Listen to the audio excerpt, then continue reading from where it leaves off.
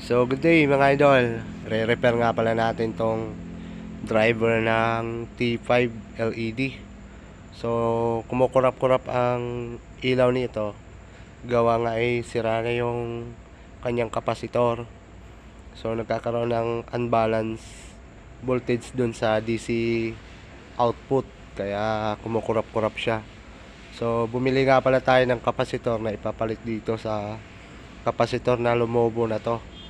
So ang value ng kapasitor na nandito is nasa 6.8 microfarad, 400 volts. Ito naman yung binili natin sa 10 microfarad, then 400 volts. So di baling tumaas ka ng microfarad, wag ka lang bumaba ng voltahe, dapat same voltage lang din sila, no? So ito yung papalitan natin.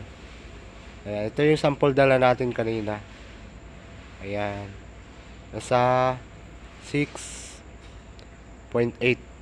microfarad, 400 volts, no? So solusyonan natin yung problema para makalis naman ng gastos din si Boss Amo.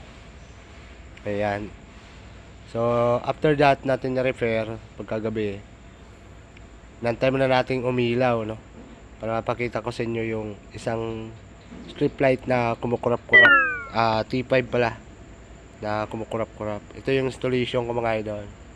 So itong dalawang utility box na dinaiwayan natin ng cover ay nandyan sa loob yung driver ng strip light na yan, para hindi na siya mabasa ng tubig.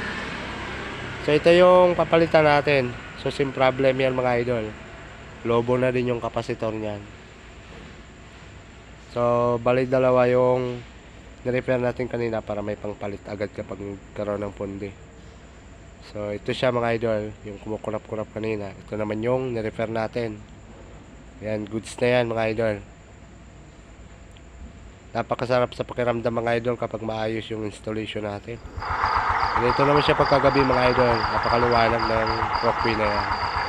So hanggang dito na lang. Maraming salamat mga idol. Thanks for watching. Bye bye.